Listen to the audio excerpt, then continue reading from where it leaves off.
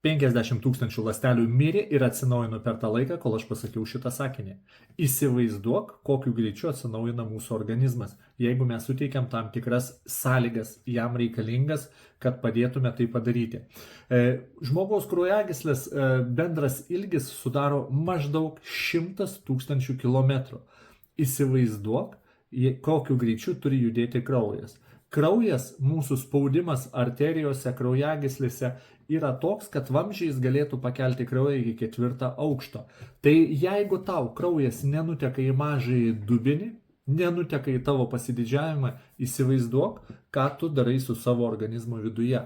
Jeigu toks spaudimas negali pritekėti į ten, kad tavo erekcija būtų tvirta.